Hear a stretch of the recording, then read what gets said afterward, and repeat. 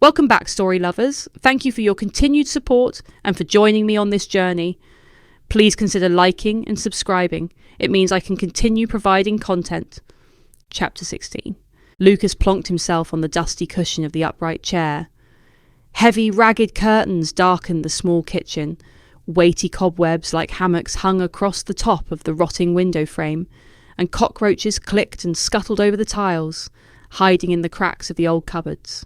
The place was oppressive and stunk of old age, and Lucas longed for the planes to fly again so he could escape back to glittering beaches. "We need to shave your hair," Tem said, as the cutter buzzed. "If you're to be my business partner, you've got to look respectable." Lucas twisted around and saw Tem's tongue poking from the corner of his mouth in readied concentration, and the machine in his hand waited to make the first cut. "I'm blighted with some kind of contamination." "I could kill thousands," Lucas moaned. He was unsure of his feelings, but was reliant on his more forceful housemate, who seemed eager to exploit the misery of others. "You won't still be infectious." "That's if you had it in the first place," Tem said chirpily as chunks of hair fell to the floor. "The town is cordoned off, but rural places aren't as restricted. They're focusing on areas of dense population. There is a post office in the village on the far side of the field, and it's still open. Deliveries mean money." "Why can't you go?" Lucas asked, not disguising his reluctance. "I'm wanted by the authorities, and I decided a long time ago not to allow outside forces to direct my life.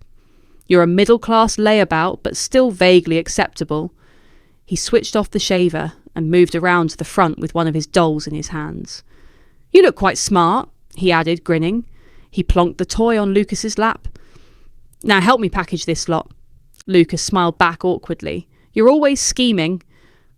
He held up the ugly doll and stared at its eyes glowing with amber fire, frowning and regarding him back with hostility from its round baby face. Lucas rose and went to the kitchen counter, where Tem was already wrapping dolls in brown paper. "Come on, we're wasting time," Tem moaned, deliberately pushing him into action. "I wonder how long the virus would survive on the surface of these things," Lucas said. Tem handed him a bottle of hand sanitizer. "You worry too much." Lucas eyed him uneasily, and holding the plastic baby in his sweaty grip, began to wrap it in the brown sheet. They acted swiftly, writing labels and packing the parcels into Lucas's rucksack. "We've already made a fortune with these," Tem said, with a glad smile on his lips when they'd finished. "We mustn't upset our customers." "I'll transfer your half of the money over now." Lucas, still striving to be a more successful person and to make amends for the many mistakes, began the long walk towards the village. On arriving at his destination, sweltering under the harsh sunlight, Lucas resentfully conformed and joined the queue outside the post office, where everyone was standing 2 meters apart. His eyes roamed over those in front, waiting in silent uncertainty and generating misery. They observed each other with distaste, as if any human were an obstacle to their future happiness. Others with glazed eyes appeared plunged into a pit of despair, unable to deal with their dismal and lonely predicament. There was the unusual sight of a few young spectators, children under strict control, their intelligent eyes watching, trying to decipher the adults' strange behaviours. Someone coughed, and the image of a person spitting blood up from wasted lungs blew into Lucas's mind. He was conscious of his potential contamination and, on entering the shop, was fearful of touching any surface. A youth leaving.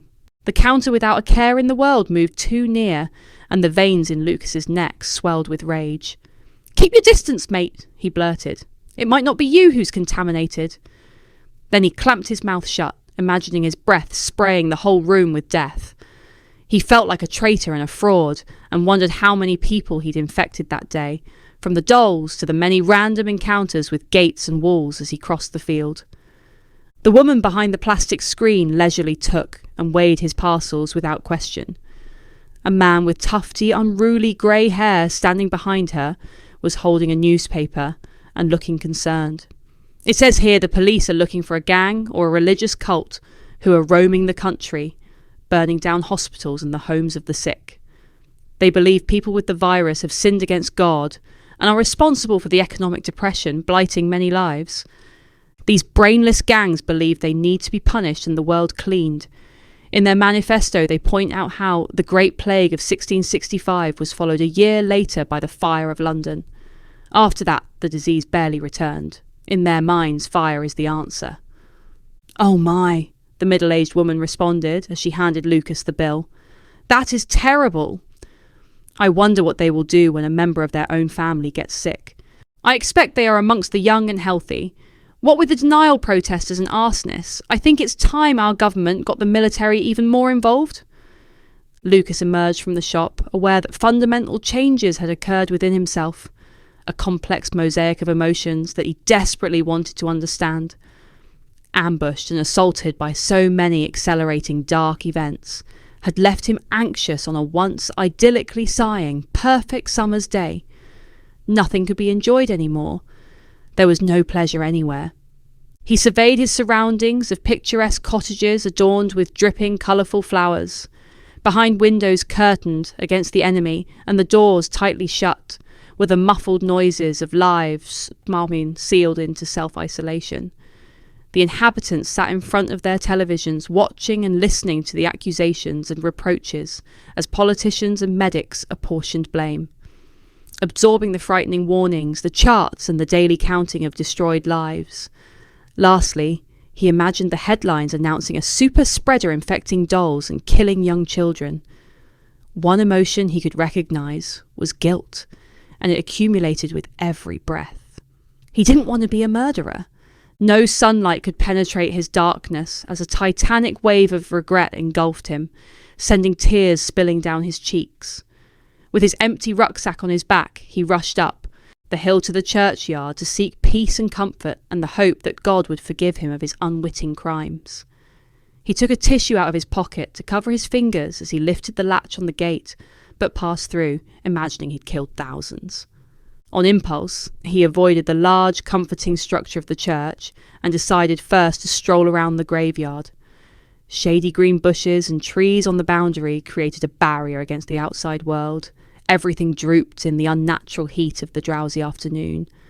I should be hearing the laughter of children jumping into swimming pools, climbing the hanging boughs and running in the fields as I once would have done, he thought wistfully.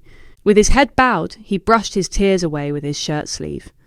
On the ground, he saw a luminous liquid thread much like a snail's trail. He followed it with his eyes and saw it twisted around the maze of tracks which curled around the graves. As Lucas turned the sharp corner of the building, he saw a confused image darting amongst the tombstones. He pursued its movements as it leapt about on all fours in a monkey dance. Lucas continued following the trail cautiously until his eyes alighted on the waxy, embalmed, baby-faced deviant of his nightmares who'd attacked him in the woods. He spotted him lurking near a fresh grave. The robust figure, now grown to about 6 feet in height, fell onto its knees. He was robust, and his muscles flexed in his strong, supple body as he bent and rapidly dug at the mud with his long, dexterous fingers. Lucas froze, aware of his mouth gaping. His heart slowed as he held his breath, watching the proceedings for half an hour. Then it pounded in his chest as what he witnessed plunged him into unimaginable horror. The creature had the corpse of a young woman lying over his body, holding her in his arms and biting into her neck. Lucas moved forward, and with each step drew closer to the grave. The creature stopped and turned his gaze to meet Lucas's. On closer examination, he saw its amber eyes were engorged with blood and its lips dripped scarlet. Then it squirmed and covered its face with its hands like a guilty child. "I wish you no harm," it said in a whiny voice. "The dead allow me access to their veins. It's a natural process." "What are you?" Lucas said as he reached out to pull him away from the deceased. Instantly, its arms dropped, the corners of its mouth lifted into an evil grin, and its wings snapped open from its back. The creature sprang off the ground, sending the corpse rolling back into the hole. Lucas followed its flight and watched it settle on the roof of the church, where it squatted on a parapet like a gargoyle. A parasite is natural. It doesn't want to kill its host, which is a byproduct and not good for its survival. I'm a saprophyte. I kill nothing except my enemies. "You attacked me!" and left you immune to any diseases."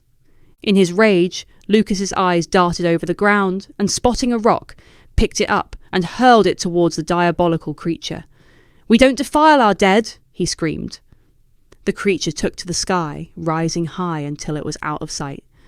"What should I do with this bizarre, horrific and unbelievable information?" Lucas muttered to himself like a madman and paced in a circle. "All this is too serious for self-pity and guilt. I must steer myself in a new direction and forget my shame. I must go back to my brother and talk to him as an equal." Lucas pulled his phone from his trouser pocket and called Conran. Thank you, story lovers, for continuing to listen to my tale. Please remember to like and subscribe. You may find my other books on all your favourite online stores, Amazon and Audible. See you for the next chapter. To be continued?